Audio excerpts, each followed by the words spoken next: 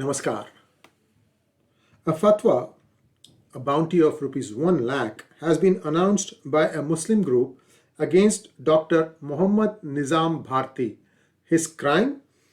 He and his family showered flower petals on an RSS Padh Sanchalan Yatra organized in Moradabad, Uttar Pradesh on April the 2nd. Indian Constitution guarantees the right to profess any religion to any individual.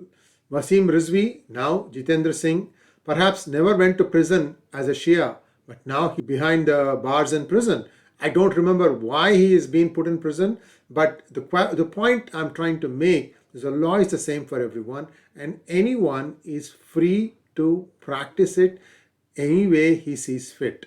Remember that those Muslims who are now suddenly spewing venom since their lies have been caught in Kashmir Files movie, you have to stand back and understand. Take a moment and think about who your ancestors were. Do you know that Bhutto's mother was a Hindu?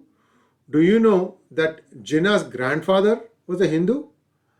My point in saying all this is, at one point or the other, 3 generations, 4 generations, 10 generations, we were all Hindus. And now to suddenly say that, oh, I'm a Muslim and now I'll suddenly feel like I have to kill all the people who are not believers of Islam, it's just plain nonsense. This has not been the way religion has been practiced in India. In fact, 1905 is the year in which many Muslims stopped doing Pitru Tarpan for their departed. Up until then, it didn't matter whether you were a Hindu or a Muslim. The Christians were very small in number at that point of time. You did Pitru Tarpan. That means you remembered your departed, whether it was your mom or your dad and so on and so forth. So what happened in 1905? The Muslim League was formed, and suddenly 2 brothers, I think they're called the Ali brothers, made everyone think that they were special, that they deserved to rule the country. And from there, this concept of Pakistan took root. Even the guy who wrote 𝙒𝙗𝙪𝙥𝙥, Hindustan Hamara, his mother was a Hindu. I think it was Iqbal. It's this unnecessary feeling that I'm special, that something about me is special, is just plain nonsense, guys. Get this thing out. I'd like to see more and more moderate Muslims come out and express themselves. If one comes out, they can issue a fatwa. If 100,000 comes out, what are they going to do? And these are meaningless anyway. Anybody who's trying to do anything about fatwas in India is plain illegal, and they should be dealt with severely. And this nonsense has gone on for far too long. In fact, I heard that Tariq Fateh had to stop his program, Fateh Ka Fatwa, because of threats. And at some point of time, you just say, okay, is it worth it? And I think that was a very good program. It was opening the eyes of the people to something that was happening right in their backyard. Long and short of it, everybody deserves a right to life.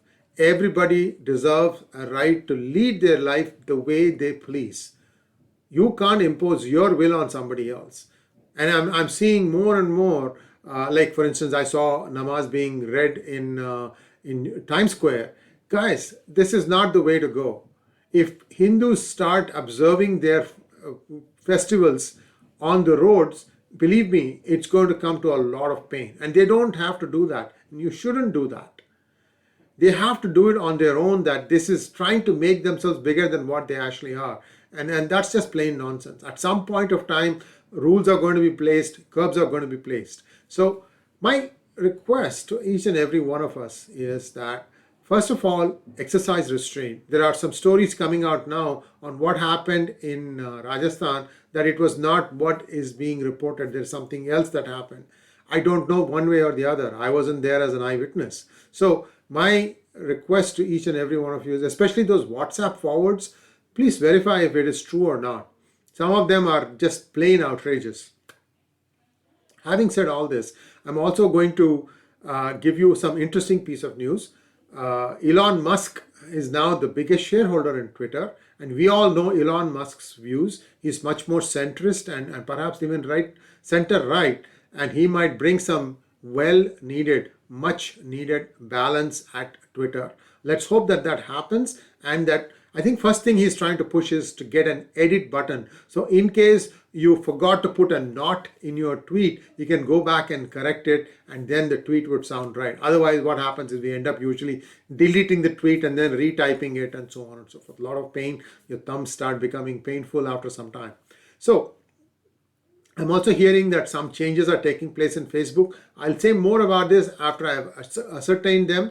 But I think now social media organizations are realizing that perhaps they've lent too much to one side, that they need to restore the balance. If that happens, that's good for everyone, but I'm still shadow banned, unfortunately, especially in Twitter and in Facebook. My pages don't do much. It should be growing much, much faster than what it is growing. In fact, it's hardly growing. So if somebody from Facebook or Twitter is watching this, please help me out. I mean, I'm a published author. I've published 10 books. I still can't get the blue tick. And it is important that people know who's the real person who's writing these books. A couple of the books have been Amazon bestsellers. Thanks for watching. Please do like, share, and subscribe to my channel. And please don't forget to click on the bell button for notifications. Namaskar.